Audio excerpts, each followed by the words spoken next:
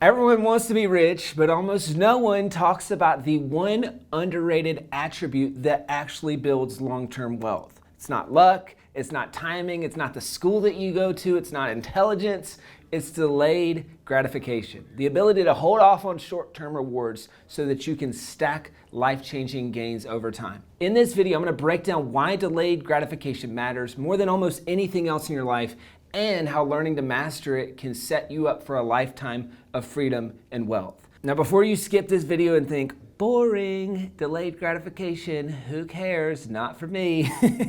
I want to tell you, this is the real secret to how I built an 8-figure net worth by age 30. All right, this is the real stuff. It's the stuff that people don't talk about. It's not sexy, it's not flashy, it's not any of that, but it's what actually works if you want to get ahead. Now, before we dive in, we put so much work into these videos to make them as helpful as possible for you. So if you get any value out of this video, click the like button, click the subscribe button. Also comment below with your takeaways or if you have any questions.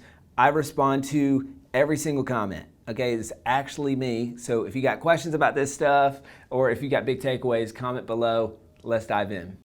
Now, maybe you've heard the saying that everything that feels good short term is bad for you long term, and vice versa, right? Everything that feels bad short term is almost always good for you long term. If you think about it, eating that junk food, that's my kryptonite. It feels really good in the short term.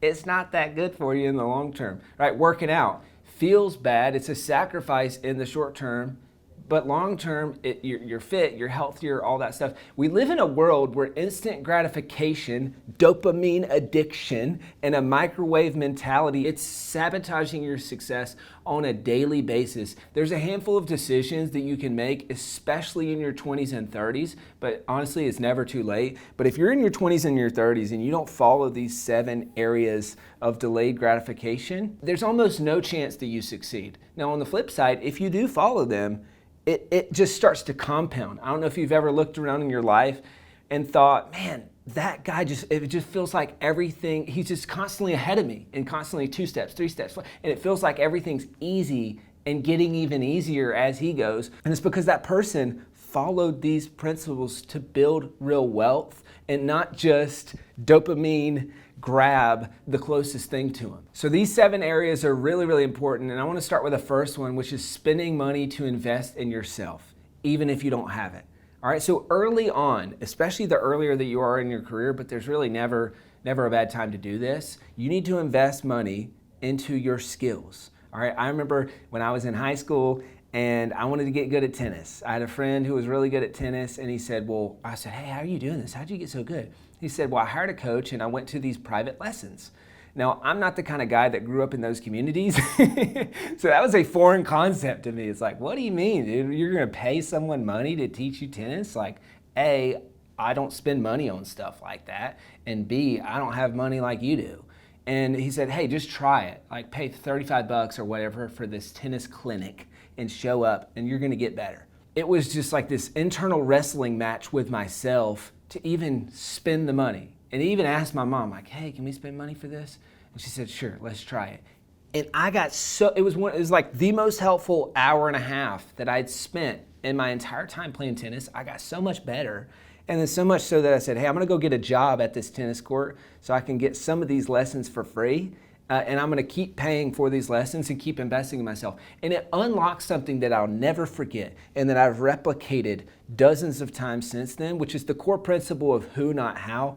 Maybe you've heard of it. So anytime you run into a problem in your life or in your business, you ask the question, who has solved this before, not how do I solve it, right? Because if you can figure out the who, well, then they know the how.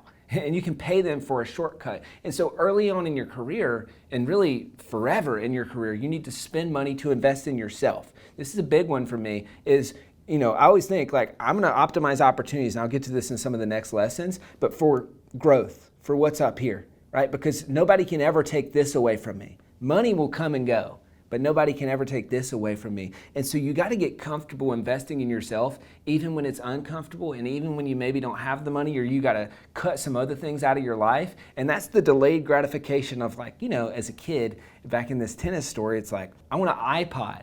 right? I want this other thing, but I'm gonna spend some of my money to get better at this thing that I care about. And this is just a big one that I see so many people, they make the mistake, right? You're like me, maybe you're blue collar, maybe you're someone who's just like, hey, I don't spend money on that kind of stuff. That's a scam.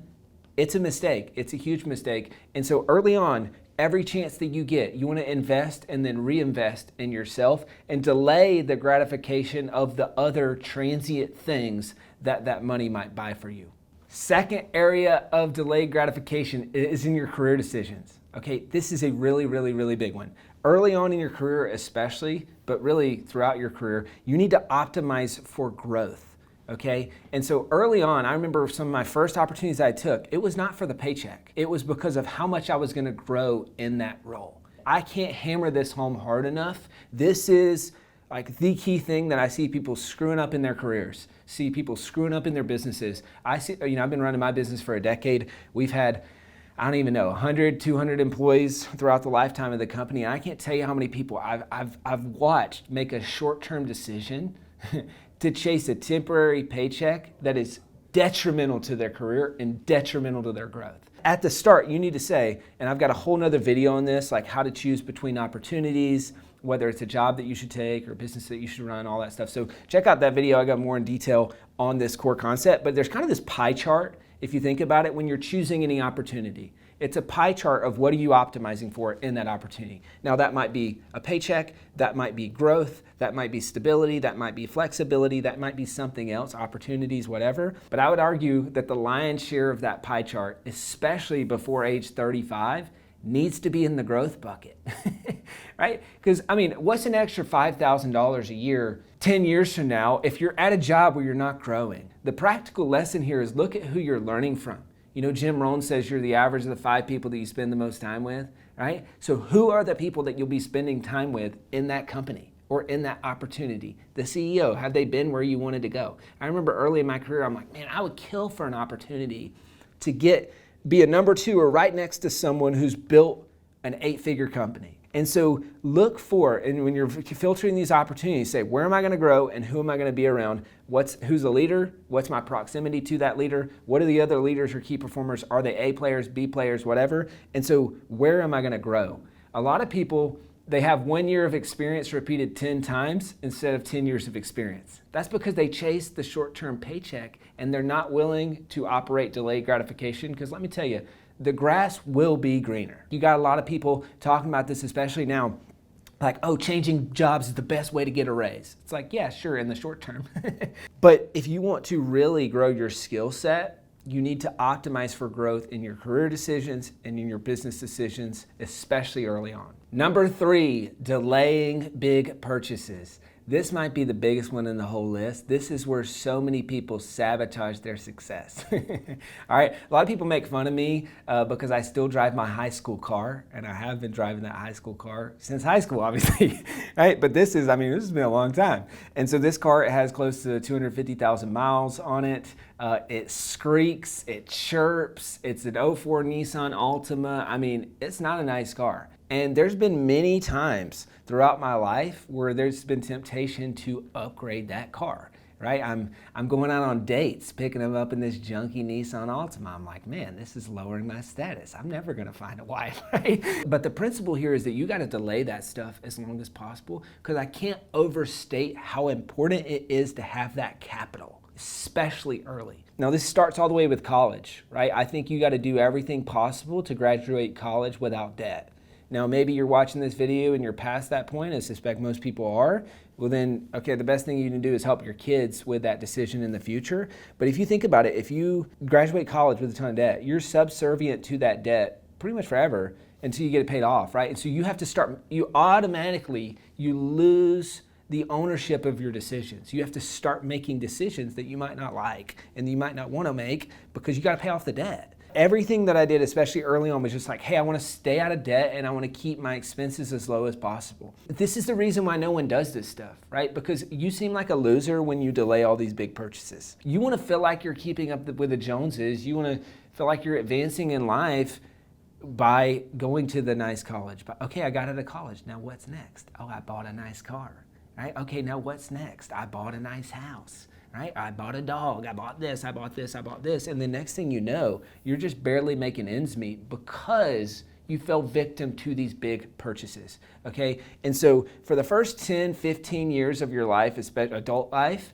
avoid all big purchases, all right? It will not help you get ahead, all right? And I know this is not popular advice. You're probably not watching this video thinking, Chandler, oh my gosh, thank you so much. Because I'm not gonna lie to you, it kind of sucks. But I promise, if you do this, it starts to compound because you got that extra income to then go invest in yourself. You've got that extra income to then say, I'm gonna start this business, or I'm gonna buy this investment property, or in this investment in general. You've got extra income. One other kind of tip within this is you can wait until your investments pay off the thing. So I'll give you an example of this for me. I've wanted a side-by-side for a while for my house. It's kind of like this steep area, it gets down to the lake. It helps us get down to the lake. We've just been walking it, that sucked, but I'm like, I'm not buying this, it's expensive. And so then finally I said, all right, well, my key to unlock this side-by-side is I'm gonna get an investment that pays for it. And so I did that, and then I cashed out that investment, and so now I said, okay, I don't feel bad about buying this because I'm not buying it. It's not taking from my normal income. The investment paid for that thing. So maybe you want to buy a car, a nice car. Well, what if you first got a real estate investment that cash flowed a few $100 a month, and that's enough to pay for the car payment? So now all of a sudden you're compounding wealth in an investment vehicle, and you're using that, the reward of that, to buy the thing. So Robert Kiyosaki talks about this a lot. I think Grant Cardone talks about this concept. I really like it. It's kind of like a hack to get you to do the investment stuff so that you have a reward at the end of that tunnel. Number 4, expenses and lifestyle creep. All right, this is kind of an extension of number 3, but it's so important that I put it separately. So if you look across history, we find that people's expenses rises to the level of their income, right? So it's either 3% less or 3% more, or somewhere in that range.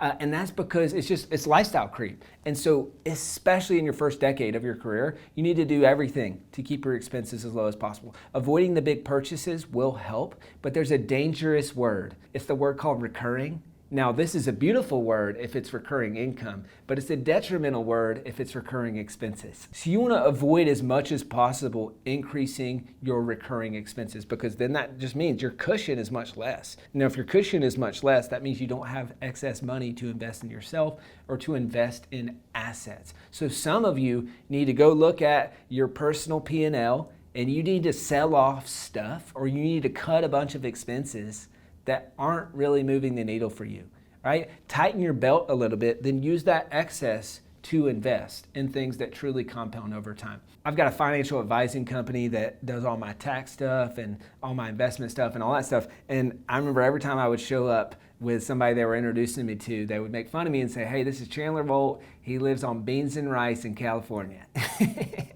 Like, I was making a ton of money, and I just didn't have expenses because I don't believe in having your lifestyle rise to the level of your income. I think it should be way less and the least amount possible, right? And I get it, that's harder to do. Like, let's say you're making 50 grand a year or 100 grand a year. That's hard, right? Because there's only so much there. But the more that you sacrifice early, the more it starts to compound in your earnings and then your excess earnings from investments. Okay, so avoid expenses and lifestyle creep.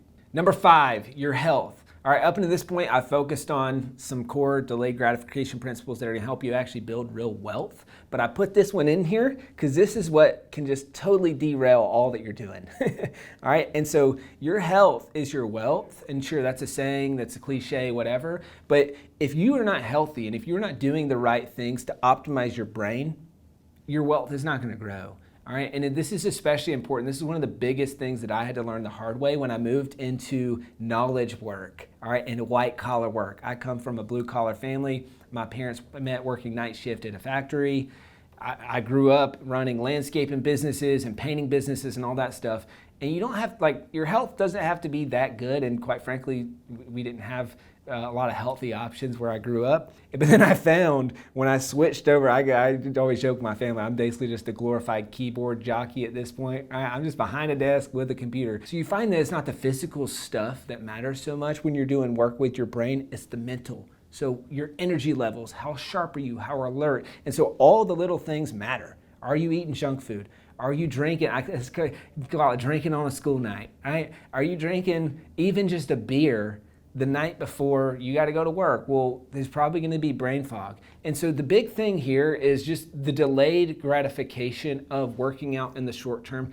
One that I love as well is fasting. So whether you're doing intermittent fasting, that's a big one that helps with my energy levels. So I don't eat breakfast. I haven't for a while now, and that really helps with my internal, my gut, all that stuff. It also helps my energy levels. So it optimizes my energy, and then I've got a light lunch. So now I'm optimizing everything for how can I perform at peak performance during the work hours that I'm working. I also like doing 3-day or 7-day either water fasts or cleanse or stuff like that to just do a reset. And again, that's not popular, it's not fun, but it's delaying the gratification of food to get your body right and get your mind right. So we do a yearly challenge at the company. It's a health challenge where people can pick the thing that they want to do. So for me recently, it was push-ups, 100 push-ups, 100 pull-ups, 100 sit-ups, 5 days a week for a month, right? And cutting out alcohol and sweets and some other stuff like that. I've done the whole 30 in the past, but just doing little challenges like this to optimize your health and to optimize your mental performance. Number 6, mastery. I love the Bruce Lee quote. He says, "I don't fear the man with 10,000 kicks. I fear the man who's done one kick 10,000 times." All right, and this goes back to what I mentioned earlier. Don't give up on something great thinking that the grass is greener. I remember back when I was living in San Francisco, I was running selfpublishing.com. We were hitting a wall of growth. It was multiple years in. It was starting to be harder to grow the business, but I was also just getting a little bit bored, right? I'm ADHD. I'm like, sure, I don't think I'm in the right vehicle. I had mentors who were saying, "Chandler, you're one of the best operators I've ever seen. You should be in a software company, or you should be this, that, and the other," right? So I started to think, hey, what other business might be better than the one that I'm currently in? Oh, the grass is greener over there. The grass is greener over there. The grass is greener over there. Turns out the grass is greener where you water it. So I had a friend who shook me up when I lived in San Francisco. He said, "Chandler, name one person who's achieved massive wealth by doing a bunch of different things." The people who have truly achieved massive wealth do it by going all in on one thing for an extended period of time. And think decades, not years. Right? Or not months. It compounds, and then sure, maybe with that, then they go buy some other stuff and they start diversifying and compounding that. But you got to go all in and achieve mastery in the thing that you do and the skill set that you have. People underestimate this. If you go deep on a role for a decade, you're going to be really, really good. If you go deep on an industry for a decade, you're going to have a competitive advantage. So before you start to give up and say, hey, the grass is greener over here, the grass is greener where you water it. Delay the gratification. It feels good to switch, but it's often the most detrimental thing that you can do because you lose the compound effect and you have to start the compound effect all over again. Number 7, investing. All right, so if you've done these first 6 correctly, you've started to build a business or you've started to build some wealth. Now this is where, again, you could totally screw it up. I've fallen victim to this in small ways. You start building wealth and you're like, I need somewhere to invest this. I want the best, fastest return. And so you start investing in speculative things that on paper have much bigger returns, like speculative crypto or whatever else.